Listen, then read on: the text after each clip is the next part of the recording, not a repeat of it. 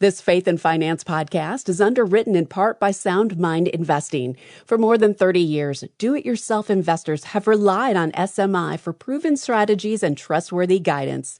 SMI helps people build wealth so they can provide for their families, prepare for the future, and give generously.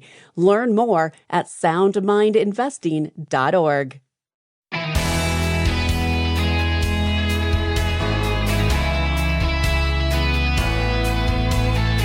Everyone knows what inflation means, right? Well, actually, you'd be surprised by how fuzzy some thinking about inflation really is. Hi, I'm Rob West. Is inflation a rise in prices or simply high prices? Or does it mean something else entirely? The results of a recent poll may surprise you, but we've got Mark Biller with us today to explain it. And then it's on to your questions at 800-525-7000. That's 800-525-7000. This is Faith and Finance, biblical wisdom for your financial journey. Well, our guest, Mark Biller, is the executive editor at Sound Mind Investing, where they absolutely know what inflation is. Mark, great to have you back with us. Thanks, Rob. Thanks for inviting me back.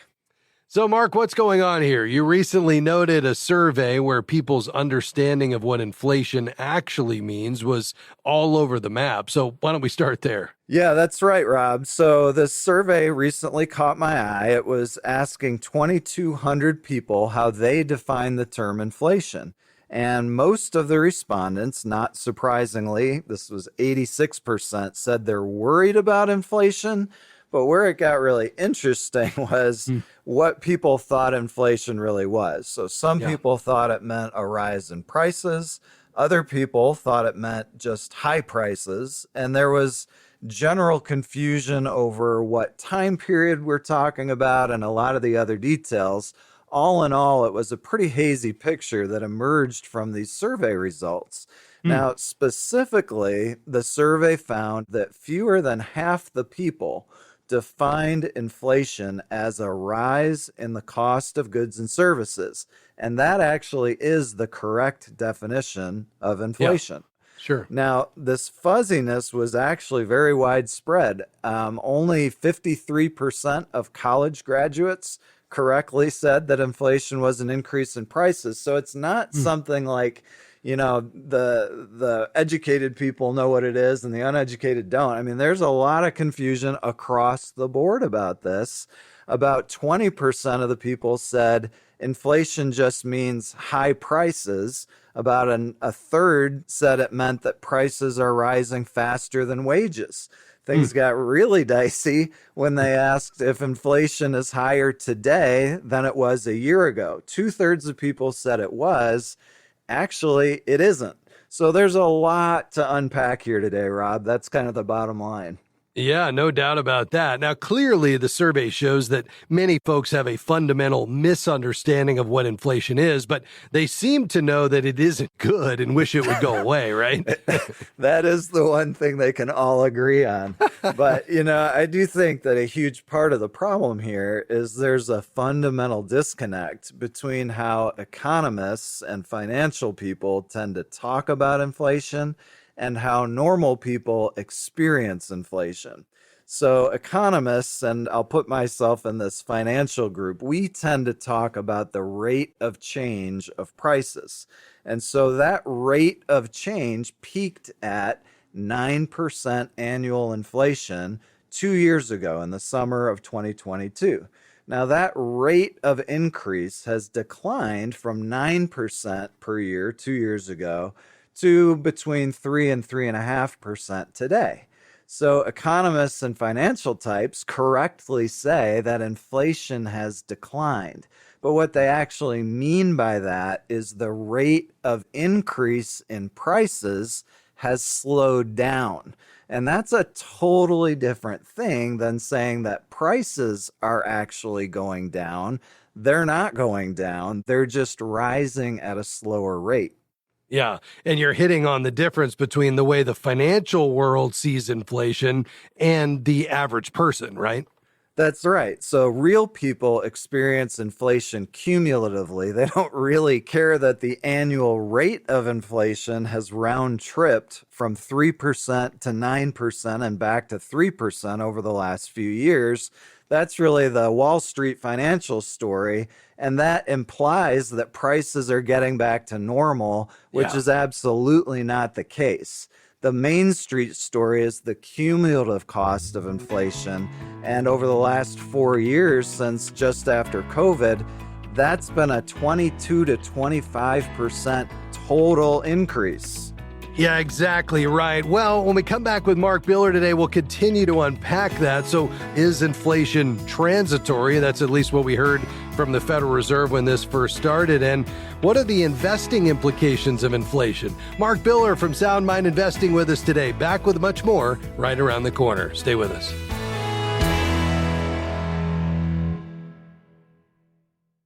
Absolutely free. We know you've learned to be suspicious of those words, but really, you can get biblical financial wisdom delivered to your inbox each week absolutely free.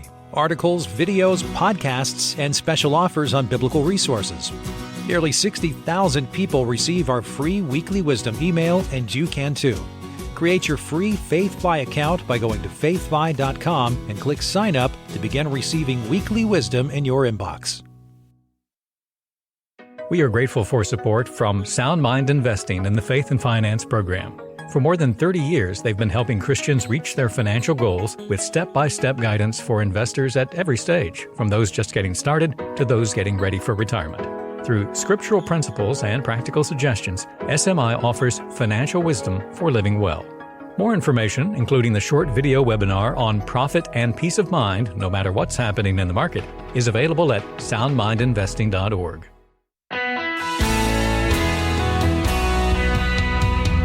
Thanks for joining us today on Faith and Finance. Today joining me is Mark Biller, Executive Editor at Sound Mind Investing. We're talking about inflation. In fact, a particular survey that Mark was referencing before the break that made it clear that the average person doesn't understand what inflation is, although they know it's not a good thing. And Mark, you were making this important distinction about inflation being cumulative. And although Wall Street is really focused on that annual inflation rate, Main Street recognizes that if inflation is cumulative, that means prices aren't going back down. We're always building on last year's inflation, and things are just getting more expensive over time, right?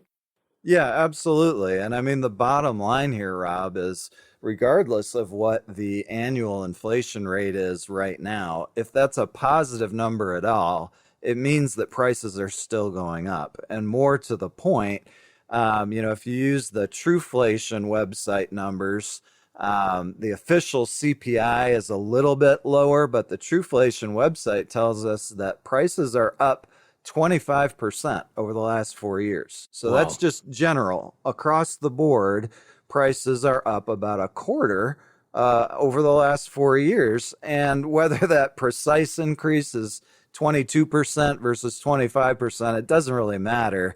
The general psychology matters a lot, though. We all roughly remember what things cost 3 or 4 years ago before we had this big inflation surge, and we're painfully aware that everything we buy now costs a lot more. Yeah, and it's safe to say, just to be clear, that prices aren't going back down, right? Yeah, that's correct. Unfortunately, the dirty secret of inflation is the prices never go back down. We see the inflation rate come back down, but again, that's just the rate of future additional price increases. We're stuck with this 25% higher costs, on everything at this point. Yeah.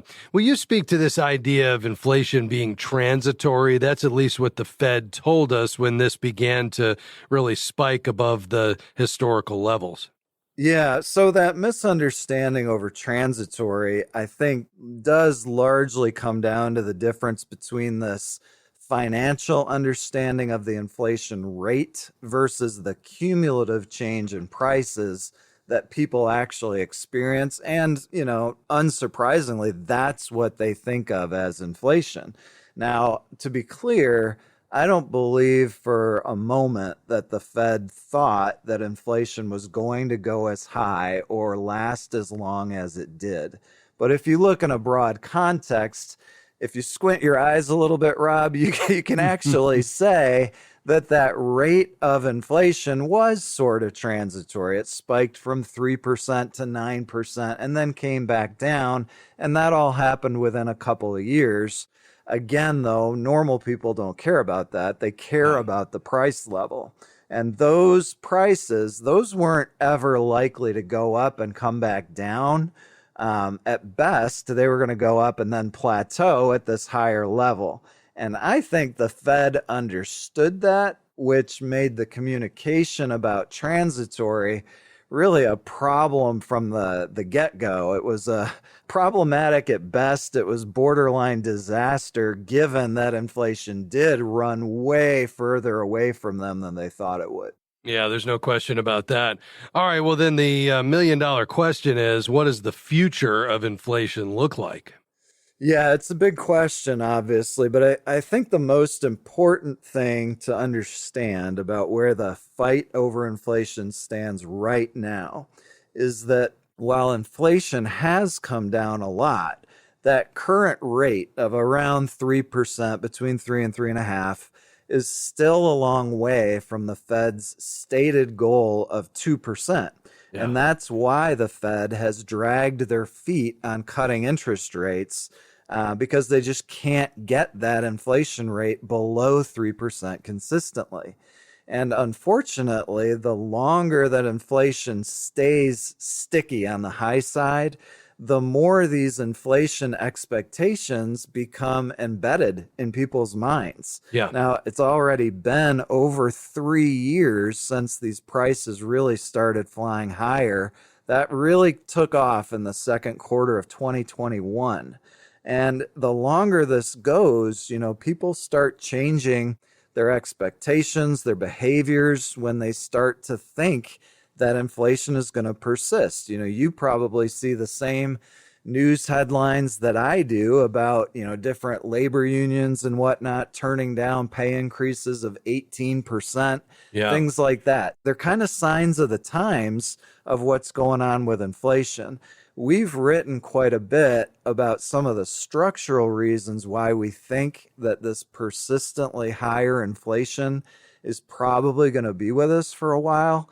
So it really won't surprise me, Rob, if eventually the Fed has to let go of that 2% target and revise their kind of formal inflation target higher to, maybe 2.5% or 3%. Interesting. Now, of course, there's implications to inflation as consumers when we're out shopping and paying for things. There are also implications of higher inflation to investing. So share some of those with us. Yeah, absolutely. So this regime shift in inflation does have really significant implications on how we want to look at our investments. I think the most obvious and direct impact, we've already seen a lot of this. It's been the clear rise in interest rates, and those interest rates spiking higher after a decade of being pinned at really low levels. Over the last 3 years, we've seen these rates go up quite a bit. Now, you look in a historical context, and rates between 4 and 5% are not historically high. But when they were down around 1 to 2% for so long, that's a big adjustment. And that increase in interest rates has really hurt bond returns over the last few years. And anytime interest rates move, that has ripple effects through all the other markets as well. Now, the one good thing, Rob, is it's not all bad news. Yeah. The one upside of these higher interest rates has been that savers are finally earning decent yields on cash and other safe type holdings. Other safe haven plays like gold, those have also done very well. But, gold is kind of a good segue into the last point that I'd make on this, which is just that when you have an inflationary environment, the value of real assets, real stuff becomes very, very clear. And so the value of real stuff that when you drop it and it lands on your toe, it hurts, The value of that kind of stuff goes up as inflation and prices rise. So commodities, energy stocks, those types of tangible assets, real estate too, those have all performed very well. And we think that's probably going to continue. We've been emphasizing commodities and precious metals quite a bit more the last few years. We've been slightly pulling back on bonds as such a high allocation. And those are just some ways to offset the impact of higher inflation and these corresponding higher interest rates. Wow, really enlightening stuff as always, Mark. Really appreciate you stopping by today. Thanks for sharing this with us. Thanks, Rob. Always a pleasure. That's Mark Biller. He's executive editor at Sound Mind Investing. You can check them out and learn more at soundmindinvesting.org. That's soundmindinvesting.org. We'll be right back.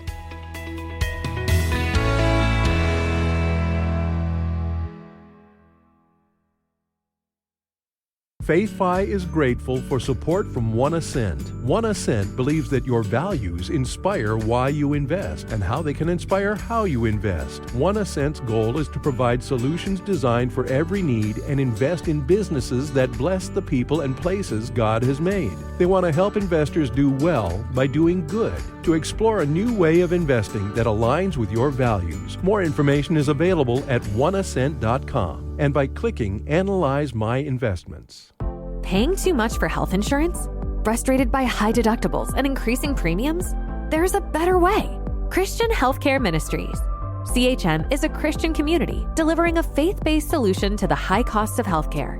Take control over your healthcare costs with a program from CHM that could save you up to 40%. Learn more and enroll today at chministries.org/faithfi. That's chministries.org/faithfi.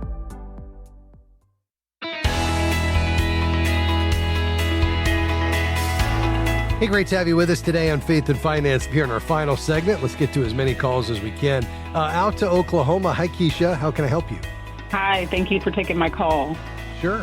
I have been challenged at our church, it's a small church, less than 100 members, of finding us a good church management software program just to kind of keep track of our members, giving, those type of things.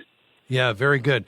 Let me throw out a few names that you could maybe use to do your research. The other thing I might offer is if there's some churches in your area that maybe you're just a little bit bigger than you guys are and you feel like are pretty well run, you could always reach out to their business office and just do some research that way. There's a lot of options in this space. One that you might look at is called Church Center, and it's also called Planning Center, and they have different functions, but a lot of churches use Planning Center and Church Center to manage their accounting and coordinate events and communicate with the team and the congregation. So Planning Center is pretty popular. Another one is called Shelby Systems, SHELBY. And then I'll mention one called Power Church. Now, in terms of the giving platforms directly, there's three that come to mind there. One is called PushPay, one word. Another called Tithely. It's tithe.ly.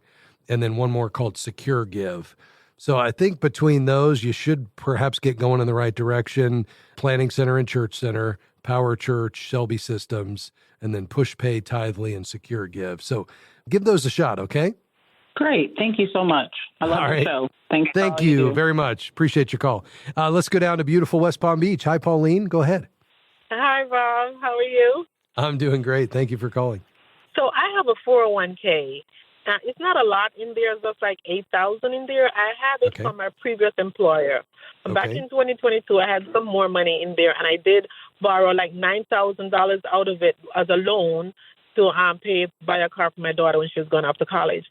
I'm no longer with that employer, since moved. So my question is, I am paying back the loan. I'm paying like $2,000 a month. Should I continue to pay the loan or just not pay the loan back? And I know like they said I have to do that 10% because I'm not 59 and a half years old, so I have to pay that. They'll put it as income, and then I have to pay that penalty 10%. So I'm like, it's because it's not a whole lot. I'm debating, or should I just go ahead and just pay it off one lump sum or not pay it off? And the other question is, should I let it stay with my former employer or should I move it? Yeah, so let's deal with the loan first. In most cases, they expect immediate repayment when you separate from service, when you leave your job, or it's a distribution. Are you understanding that they're going to allow you to keep the loan in place even though you're no longer there? Yes, this is as long as I have over $7,000 in there, I could keep it there. Okay. Yeah, I do think you want to pay it back. Normally you only have 5 years to pay it back anyway. And again, when you separate, normally you have to do it immediately. It sounds like that's not the case here. But the idea that you would get that money back in and let it continue to grow, and I would probably recommend that you either roll it to your new employer if you can and you have a 401k there, or roll it to an IRA, because the key is we want to keep it in that tax deferred environment so it can grow for the future. So that would be my next step. But where would you have to pull those funds from to pay that back if you did so? So, I'm from my income because, as a matter of fact, it's not a 401k, it's a 403B is what I have there. Got it. And then my new employer, they with the government, I can't roll it over to them. Okay. So what I'm paying back from my income, from my job, from my paycheck is what I'm using to pay back the loan. I did borrow over the course of time as well. I did borrow, withdraw from that 403B, couple times, like 5,000 at one point, and then 6,000 at another point that I needed for, I had moved and I needed that to help financially. So I did just withdraw that. And I know I paid the 20% taxes, and they said that I guess the end of the year I have to pay that 10% penalty as well. So that I'm aware of. Yeah. And so I think for that reason, I would try to avoid doing this. So I just pay it back in whatever ability you have to do that, whether that's over time or, in one lump sum. But I would make a goal to get that paid back and not take that as an early distribution, because with the tax plus the penalty, that's pretty expensive money, and it's no longer available to grow for the future. So I think that would be the direction I would head. I'm so glad you got through today. Thanks for being on the program, Pauline. All the best to you. Let's go to Ohio. Hi, Stephanie. How can I help? Hi, I enjoy your program, Rob. Thank I you just very had a much. question. My son is starting college this fall, and I wondered, is it wise for us as parents to co-sign on loans for him? And also, where do you recommend we look for loans with the best interest rates? Yeah, the Bible, really talks against co-signing. It's pretty clear on that one. And it's just generally because, it has the ability to affect the relationship. The Federal Trade Commission tells us 50% of the time the person who co-signs has to step in. Now, if you said to me, Rob, we're ready, willing, and able to step in and pay the loan if our son is unable to, and that won't affect the relationship, we're going into it with our eyes wide open. We're glad, we're willing to do that if that comes down to it. Then, certainly that's your decision on whether or not you do that, and it could improve the terms that you get. I would just probably look for other options if at all possible. And if there's not one, or it's just going to end up costing you more, again, I would have clear expectations going into it, clear communication about who's responsible for what and in what timing, whether he has the ability to pay the monthly payments, and if he doesn't, what happens. And again, as to not damage the relationship, that you all are ready, willing, and able to step in if he can't. Does that make sense, though? It does. Yeah, it's a case where he's starting college without any credit history, so I didn't know if that factored into it at all. Yeah, I mean, it's definitely going to be, it would cause his terms to not be as attractive by any means, just because he doesn't have the history, the credit score, the income, all of that. In terms of where you might want to go, you could look at NerdWallet, nerdwallet.com. They have the best loan rates every month. They republish that list. You could do the same at Bankrate. You could also go to lendingtree.com. That would be another website that could help you search for who has the best rates. And I think if you do that, plus your own bank or anybody else you already have a relationship with, that'll get you pointed in the right direction. Thank you for your call, Stephanie. We appreciate you being on.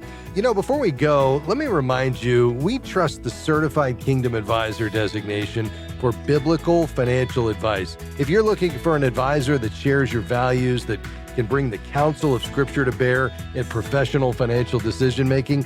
You can find a CKA in your city when you go to faithfi.com and click Find a Professional. Again, that's faithfi.com and click Find a Professional.